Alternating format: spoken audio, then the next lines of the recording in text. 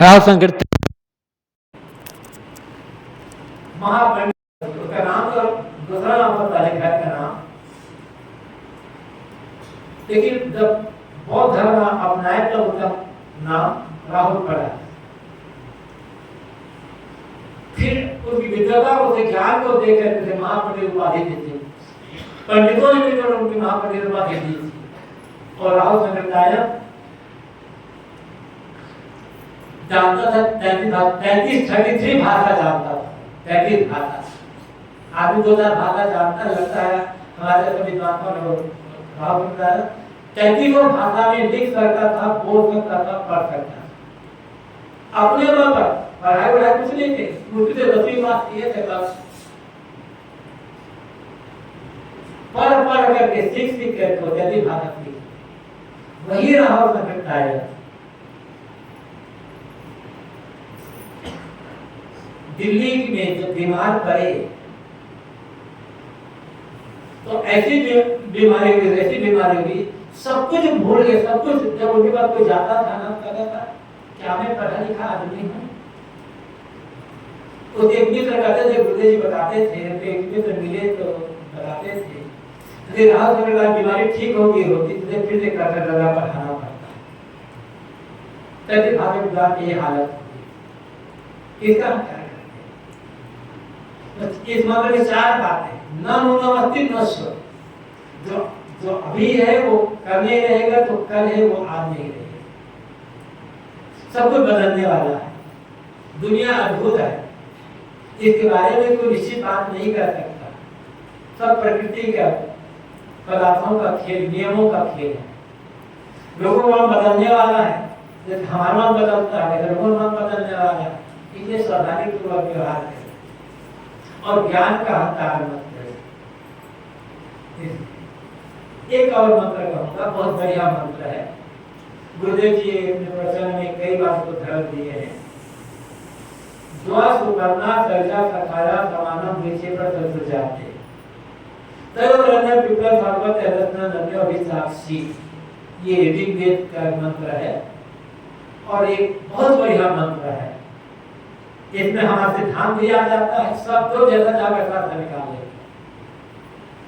द्वा सुपर्णा, सुपर्णा मतलब सुंदर, पर्ण मतलब सुंदर पंख वाले। सुपर्ण मतलब द्वा मतलब 2 होता है, सुपर्ण पक्षी को कहते हैं। सुंदर पंख वाले 2 पक्षी हैं। द्वा सुपर्ण सर्वजा, साथ रहते हैं। सखाया, दोनों मित्र हैं। समानम वृक्ष, एक समान पेड़ में दोनों चिपके हुए हैं। सुंदर पंख वाले 2 पक्षी हैं, साथ रहते हैं, दोनों मित्र हैं और दोनों एक समान पेड़ पर निवास कर रहे हैं या चिपके हुए पर निवास कर रहे हैं। तयोरन्य, उनमें से एक पिपलम स्वाद, अब पीपल के पेड़ के फल को खाता है। पीपल पेड़ के फल को खाकर स्वाद लेता है। तयोरन्य, उनमें से एक अभिशापी, केवल देखता है, खाता पेड़ नहीं खाता। ये रूपक, सुंदर पंख वाले 2 पक्षी हैं, साथ दोनों मित्र हैं, साथ रहते हैं, दोनों एक समान पेड़ पर, एक पेड़ नहीं, एक समान पेड़ पर दोनों रहते हैं, लेकिन फर्क है दोनों में। फर्क क्या है? उनमें से एक पीपल के फल का स्वाद, जब पीपल के फल को खाता है और दूसरा केवल खाता नहीं, केवल देखता है। ये उदाहरण है अलंकार में बात। ये 2 संबंध कौन है? रागी और विरागी। ये 2 मनुष्य, कुछ योगी है, कुछ भोगी, कुछ संसारी है, कुछ सन्यासी है। मतलब रागी और विरागी। दुनिया में 2 किस्म के लोग मिलेंगे, एक कुछ लोग रागी है, कुछ लोग विरागी, और दोनों इसी दुनिया में रहते हैं। दोनों साथ इसी दुनिया में रागी है, इसी दुनिया में विरागी है। दोनों मनुष्य हैं और दोनों शरीर अगर समानम वृक्ष एक समान पहले मतलब ज्ञानी का शरीर और अज्ञानी के शरीर, रागी का शरीर और भोगी का शरीर, विरागी का शरीर, दोनों शरीर एक जैसा है। कहां पर श्री रामचंद्र साहब ने कहा है, फिर परम एक तत्व में नहीं द्विन के मान, रागी और विरागी, संसारी और सन्यासी, अज्ञानी और ज्ञानी, दोनों शरीर वही मिट्टी पानी आग हवा से भरे हुए हैं, अलग अलग नहीं है। वही हड्डी है, वही मांस, वही मलमूत्र, वही चाम, वही रक्त, वही कप लाल, सब एक बराबर है। एक संसारी आदमी, एक सन्यासी आदमी, एक ज्ञानी आदमी, एक अज्ञानी आदमी, दोनों के शरीर से थोड़ा थोड़ा मांस काट कर लेगा डॉक्टर साहब, मुझे डॉक्टर साहब ये बताइए तो इन दोनों में से कौन मांस ज्ञानी का है कौन मांस अज्ञानी का है, बताएगा डॉक्टर?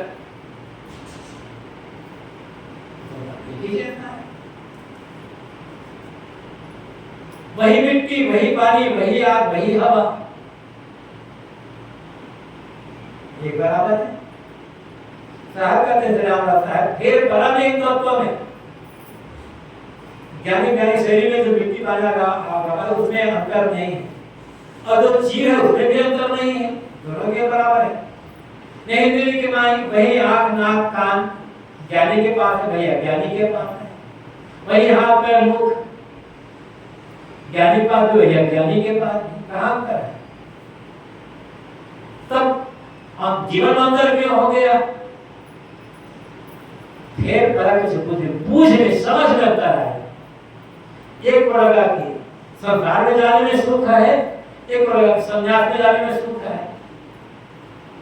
यहाँ यही बात ये ऋग्वेद ऋषि कहते हैं,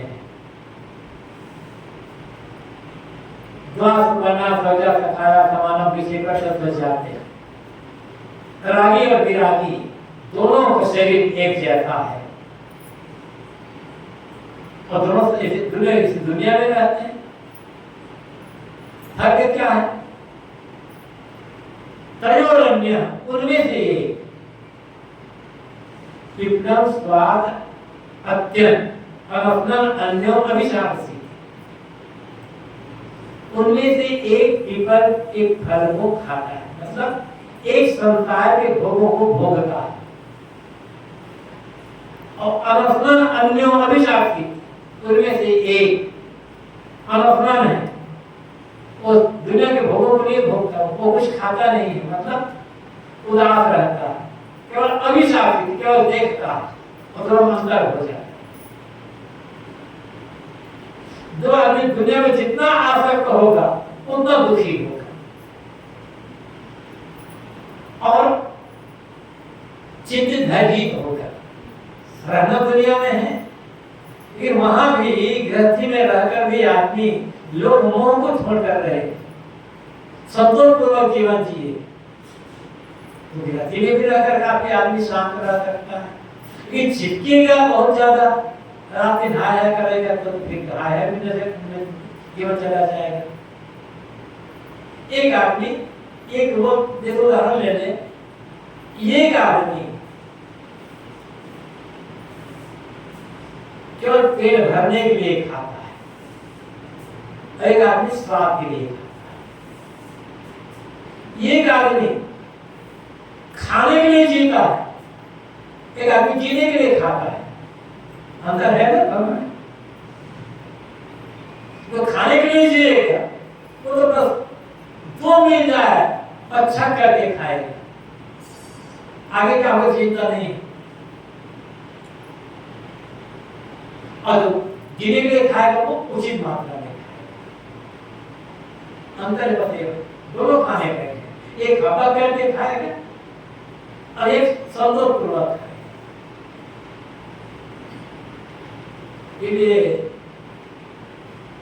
एक योगी ने कहा, हवा के लिए खाएगा, ढब के लिए चलेगा, धीरे धीरे हवा करके मत खाओ, और पैर थमाते हुए मत और पैर पटकते हुए धीरे धीरे पाना। तो त्रयोरण्य उनमें से एक संसार में आसक्त हो जाता है, इसलिए दुखी होता है। और एक केवल खाता नहीं, आसक्त नहीं, केवल निर्वाह लेता है, सेवा करता है, केवल देखता है। निरंतर हो गया। इस मंत्र का एक पूरा मंत्र बनाया गया है। ऋग्वेद में यही मंत्र है। इस मंत्र को मुंडक जो एक उपनिषद है, मुंडक उपनिषद उसमें भी लिया गया है। इसके पूरा में तो पूरा करने के लिए एक मंत्र बनाया गया। समानम वृक्षे प्रसन्न जाते थे और रण्य, उसमें से समानम वृक्ष एक देखता है मैं दुखी हूं, कई सुखी है, तो कहना क्या?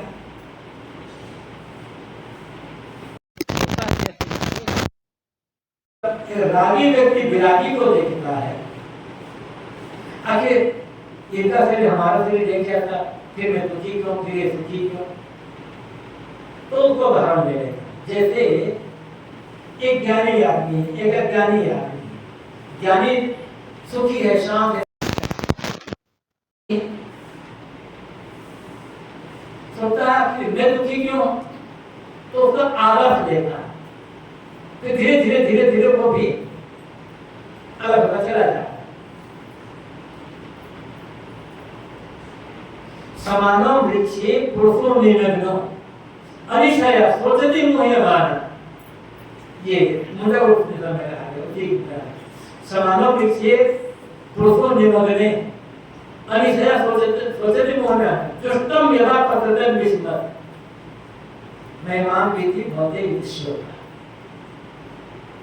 एक पुरुष देखकर समाना से पुरुषों निमग्न, एक पुरुष से निमग्न है, डूबा हुआ है, अनिशय अनिश असमर्थ, ईश समर्थ, अनिश असमर्थ, दुर्बल कमजोर, सोचति मोह्यमान, शोक में डूबा हुआ, मोह्यमान मोहित हो बना हुआ है, शोक में डूबा। मतलब एक मनुष्य जो दुनिया के स्वाद को लेता है, दुनिया के भोगों को भोगने में लगा हुआ है, वो निमग्न में डूबा हुआ है, वो दुखी, पीड़ित है, चिंतित, भयभीत है, शोक में डूबा हुआ है और असमर्थ। आदत जितनी बढ़ेगी, जितनी आदत बढ़ाओगी उतना दुखी होगी, उतना असंतुष्ट रहोगे, उतना असमर्थ होगे, पता नहीं कितने कितने आगे गिर गिराओगे। तो देखता है मैं तो दुखी हूं, असमर्थ हूं, शोक में डूबा हुआ हूं, चारों तरफ मेरा मन बिखरा हुआ है। और ये आदमी देखता हूं बड़ा सुखी, दुष्टम यदा पतते विस्मत, वो देखता है ये आदमी मेरे जैसा ही है, क्योंकि ये तो दुखी नहीं है, मैं तो रोता हूं अभी हंसता रहता है। आखिर कारण क्या? मैं शोक करता हूं, ये शोक नहीं करता, मुझे मोह होता है, ये मोह नहीं करता, लोगों से मिलता जुलता प्रेम करता, सेवा करता, मोह नहीं करता, मैं असमर्थ हूं, ये अपने आप में समर्थ है।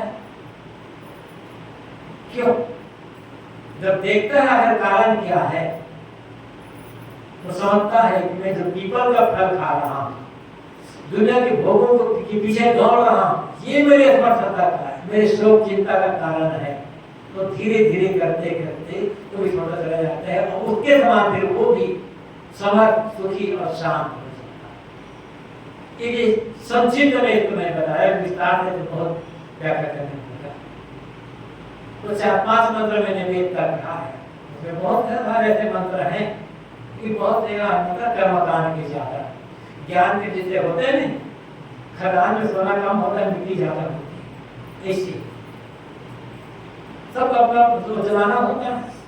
तो कुल मिलाकर के कार्य हुआ, जहाँ पर व्यवहार का क्षेत्र है, साथ रहना, तो साथ मिल करके काम करे, मीटिंग करके राय लेकर के काम करे, छोटे बड़े सबको साथ लेकर के आगे चले, मिल बांट करके खाएं, एक दूसरे के काम में सहयोग करें, दूसरे को आगे बढ़ाने में सहयोग करें। जैसे चंद्रमा और सूरज दोनों साथ साथ चलते हैं, सूरज अपना प्रकाश देकर चंद्रमा को प्रकाशित करता है, ऐसे अपना बल देकर, अपना समय देकर दूसरों को भी आगे बढ़ाएं।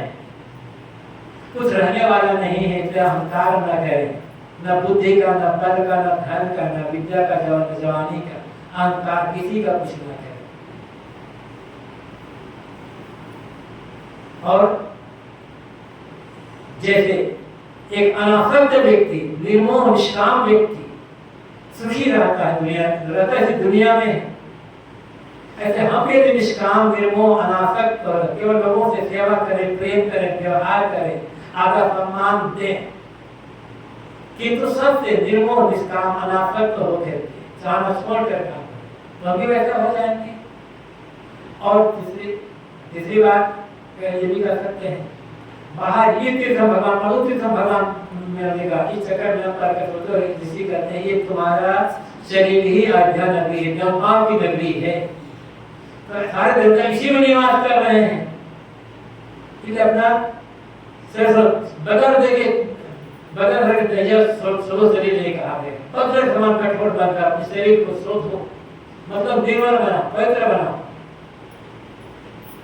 स्वर्ग से बढ़कर प्रकाशमान है, अक्षय सुख, अक्षय खजाना भरा हुआ है, खजाना बाहर नहीं है, जो चाहिए भीतर भरा हुआ है।